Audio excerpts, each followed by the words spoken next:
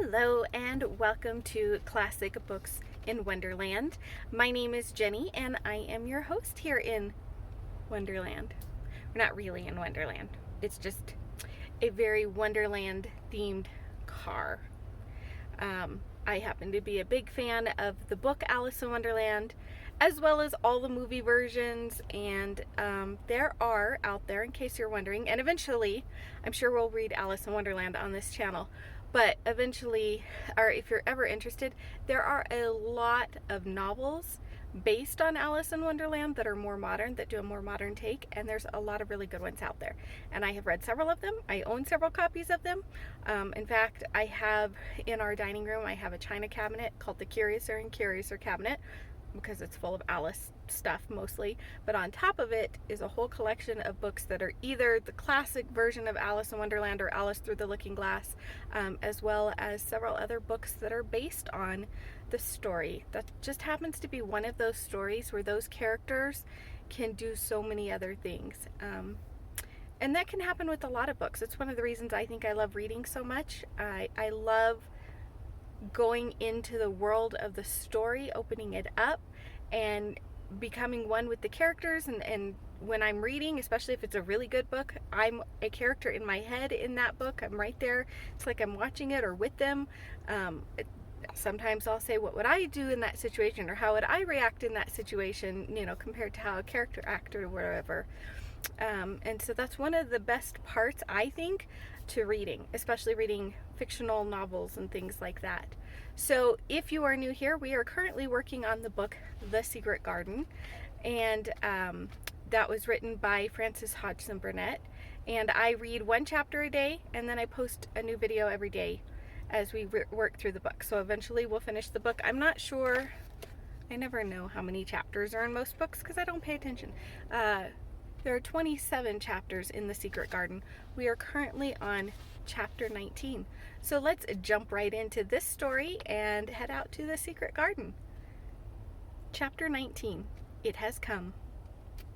Of course, Dr. Craven had been sent for the morning after Colin had had his tantrum. He was always sent for at once when such a thing occurred, and he always found, when he arrived, a white shaken boy lying on his bed, sulky and still so hysterical that he was ready to break into fresh sobbing at the least word. In fact, Dr. Craven dreaded and detested the difficulties of these visits. On this occasion he was away from Misselthwaite Manor until afternoon. "How is he?" he asked Mrs. Medlock, rather irritably, when he arrived. "He will break a blood vessel in one of those fits some day. The boy is half insane with hysteria and self-indulgence." "Well, sir," answered Mrs. Medlock, "you'll scarcely believe your eyes when you see him. That plain, sour-faced child that's almost as bad as himself has just bewitched him. How she's doing it, there's no telling. The Lord knows she's nothing to look at, and you scarcely ever hear her speak. But she did what none of us dare to do. She just flew at him like a little cat last night and stamped her feet and ordered him to stop screaming, and somehow she startled him so that he actually did stop. And this afternoon, well, just come up and see, sir. It's past crediting." The scene which Dr. Craven beheld when he entered his patient's room was indeed rather astonishing to him. As Mrs. Medlock opened the door, he heard laughing and chattering. Colin was on his sofa in his dressing gown, and he was sitting up quite straight, looking at a picture in one of the garden books, and talking to the plain child, who at that moment could scarcely be called plain at all because her face was so glowing with enjoyment. "Those long spires of blue ones, we'll have a lot of those," Colin was announcing. "They're called delphiniums." "Dicken says they're larkspurs made big and grand," cried Mistress Mary. "There are clumps there already." Then they saw Dr. Craven and stopped. Mary became quite still, and Colin looked fretful. "I am sorry to hear you were ill last night, my boy," Dr. Craven said, a trifle nervously. He was a rather nervous man. "I'm better now, much better," Colin answered, rather like a Rajah. "I'm going out in my chair in a day or two, if it is fine. I want some fresh air." Dr. Craven sat down by him and felt his pulse and looked at him curiously. "It must be a very fine day," he said. and you must be very careful not to tire yourself." "Fresh air won't tire me," said the young Rajah. As there had been occasions when this same young gentleman had shrieked aloud with rage and had insisted that fresh air would give him cold and kill him, it is not to be wondered at that his doctor felt somewhat startled. "I thought you did not like fresh air," he said. "I don't when I am by myself," replied the Rajah, "but my cousin is going out with me." "And the nurse, of course?" suggested Dr. Craven. "No, I will not have the nurse," so magnificently that Mary could not help remembering how the young native prince had looked with his diamond and emeralds and pearls stuck all over him, and the great rubies on the small dark hand he had waved to command his servants to approach with salams and receive his orders. "My cousin knows how to take care of me. I am always better when she is with me. She made me better last night. A very strong boy I know will push my carriage." Dr. Craven felt rather alarmed. If this tiresome, hysterical boy should chance to get well, he himself would lose all chance of inheriting Misselthwaite. But he was not an unscrupulous man, though he was a weak one, and he did not intend to let his patient run into actual danger. "He must be a strong boy, and a steady boy," he said, "and I must know something about him. Who is he? What is his name?" "It's Dicken," Mary spoke up suddenly. She felt somehow that everybody who knew the moor must know Dicken. And she was right, too. She saw that in a moment Dr. Craven's serious face relaxed into a relieved smile. "Oh, Dicken," he said. "If it is Dicken, you will be safe enough. He's as strong as a moor pony is, Dicken." "And he's trusty," said Mary. "He's the trustiest lad in Yorkshire." She had been talking to Yorkshire to Colin, and she forgot herself. "Did Dicken teach you that?" asked Dr. Craven, laughing outright. "I'm learning it, as if it was French," said Mary, rather coldly. "It's like a native dialect in India. Very clever people try to learn them. I like it, and so does Colin." "Well, well," he said, "if it amuses you, perhaps it won't do you any harm. Did you take your bromide last night, Colin?" "No," Colin answered. "I wouldn't take it at first, and after Mary made me quiet, she talked me to sleep, in a low voice, about the spring creeping into a garden." "That sounds soothing," said Dr. Craven, more perplexed than ever, and glancing sideways at Mistress Mary, sitting on her stool and looking down silently at the carpet. "You are evidently better, but you must remember—" "I don't want to remember," interrupted the Rajah, appearing again. "When I lie by myself and remember, I begin to have pains everywhere, and I think of things that make me begin to scream because I hate them so. If there was a doctor anywhere who could make you forget you were ill instead of remembering it, I would have him brought here." And he waved a thin hand, which ought really to have been covered with royal signet rings made of rubies. "It is because my cousin makes me forget that she makes me better." Dr. Craven had never made such a short stay after a tantrum. Usually he was obliged to remain a very long time and do a great many things. This afternoon he did not give any medicine or leave any new orders, and he was spared any disagreeable scenes. When he went downstairs he looked very thoughtful, and when he talked to Mrs. Medlock in the library, she felt that he was a much puzzled man. "Well, sir," she ventured, "could you have believed it?" "It certainly is a new state of affairs," said the doctor, "and there's no denying it is better than the old one." "I believe Susan Sowerby's right, I do that," said Mrs. Medlock. "I stopped in her cottage on my way to Thwaite yesterday, and had a bit of a talk with her. And she says to me, 'Well, Sarah Ann, she mightn't be a good child, and she mightn't be a pretty one, but she's a child, and children needs children.' We went to school together, Susan Sowerby and me." "She's the best sick nurse I know," said Dr. Craven. "When I find her in a cottage, I know the chances are that I shall save my patient." Mrs. Medlock smiled. She was fond of Susan Sowerby. "She's got a way with her, has Susan?" she went on quite volubly. "I've been thinking all morning of one thing she said yesterday. She says, once, when I was giving the children a bit of a preach after they'd been fighting, I says to 'em all, 'When I was at school, my geography told as the world was shaped like an orange, and I found out before I was 10 that the whole world doesn't belong to nobody. No one has more than his bit of a quarter, and there's time it seems there's not enough quarters to go around. But don't you, none o' you, think as you own the whole orange, or you'll find out that you're mistaken, and you won't find it out without hard knocks. What children learns from children, she says, is that there's no sense in grabbing at the whole orange, peel and all. If you do, you'll likely not even get the pips, and them's too bitter to eat. She's a shrewd woman, said Dr. Craven, putting on his coat. Well, she's got a way of saying things, ended Mrs. Medlock, much pleased. Sometimes I've said to her, Susan, if you was a different woman and didn't talk such broad Yorkshire, I've seen the times when I should have said you was clever.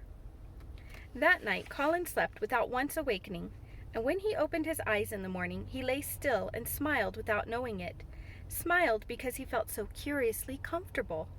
It was actually nice to be awake, and he turned over and stretched his limbs luxuriously. He felt as if tight strings which had held him had loosened themselves and let him go. He did not know that Dr. Craven would have said that his nerves had relaxed and rested themselves. Instead of lying and staring at the wall and wishing he had not awakened, his mind was full of the plans he and Mary had made yesterday, of pictures of the garden and of Dicken and his wild creatures. It was so nice to have things to think about, and he had not been awake more than 10 minutes when he heard feet running along the corridor, and Mary was at the door. The next minute she was in the room and had run across to his bed, bringing with her a waft of fresh air full of the scent of the morning. "You've been out! You've been out! There's that nice smell of leaves!" he cried. She had been running, and her hair was loose and blown, and she was bright with the air and pink-cheeked, though he could not see it. "It's so beautiful," she said, a little breathless with her speed. "You never saw anything so beautiful. It has come. I thought it had come the other morning, but it was only coming. It is here now. It has come, the spring. Dicken says so." "Has it?" cried Colin, and though he really knew nothing about it, he felt his heart beat. He actually sat up in bed. "Open the window," he added, laughing half with joyful excitement and half at his own fancy. "Perhaps we may hear golden trumpets."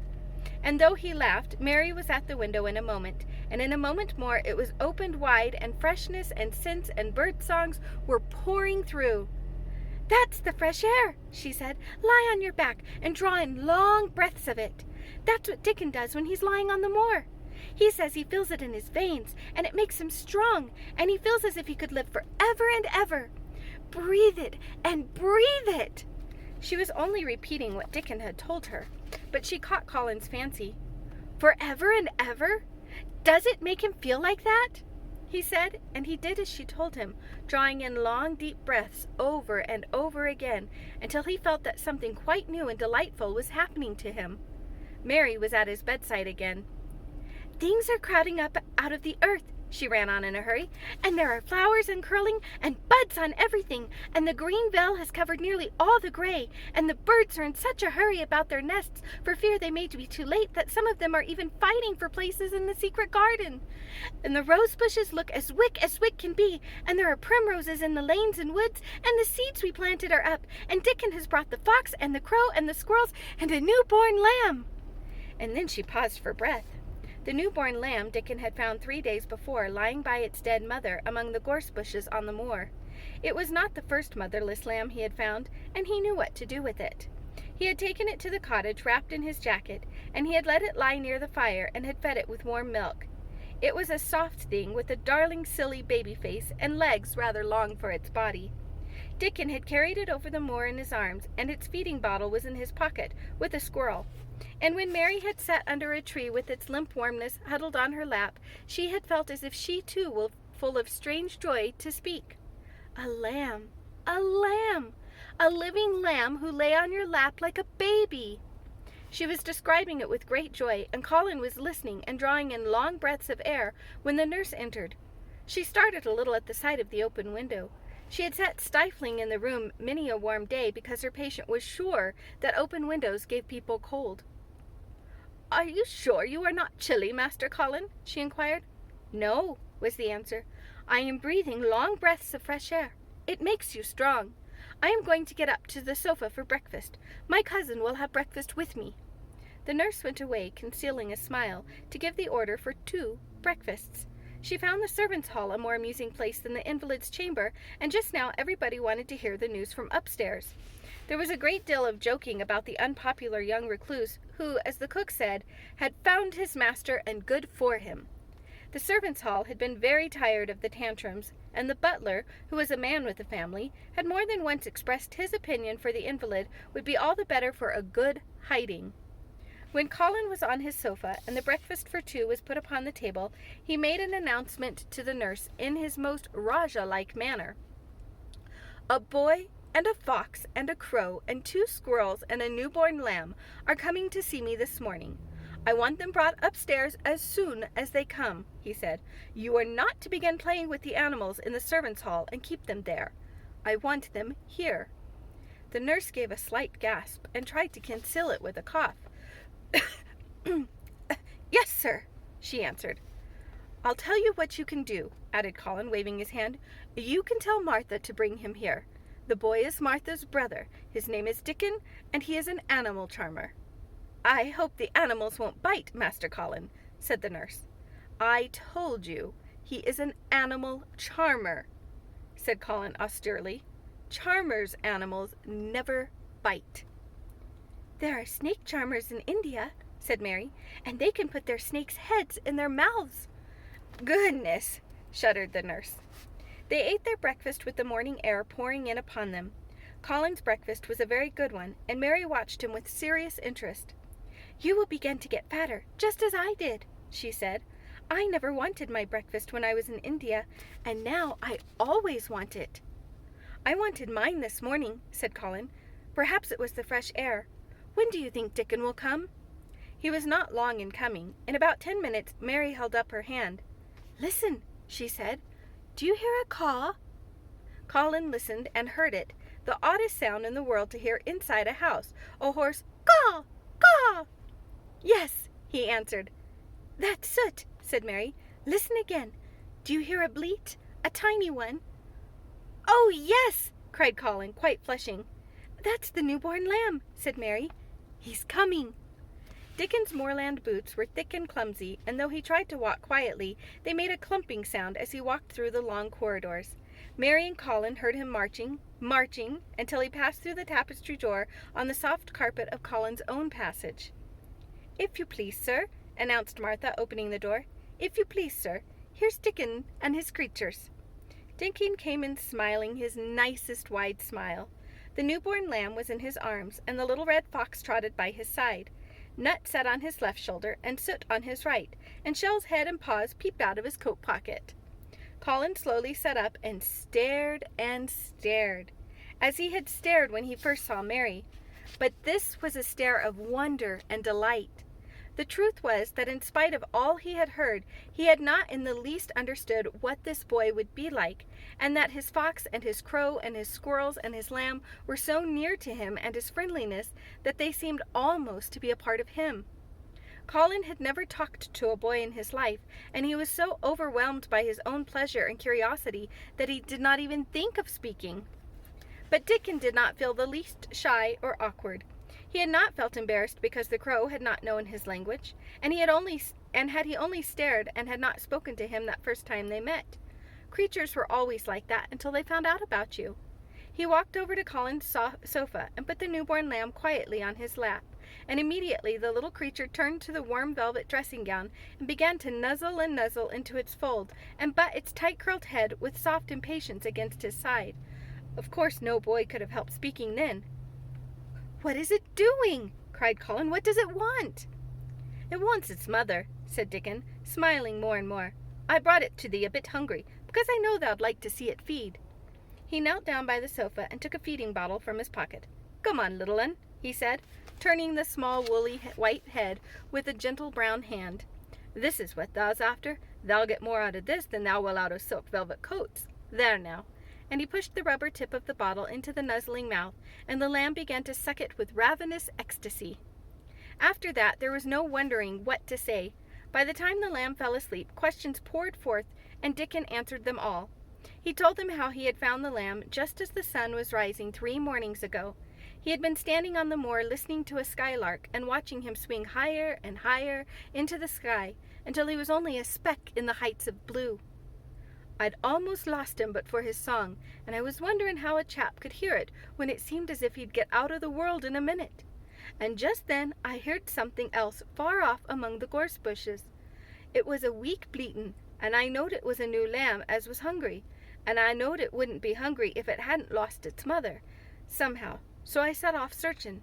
I did have to look for it. I went in and out among the gorse bushes and round, and I always seemed to take the wrong turnin'.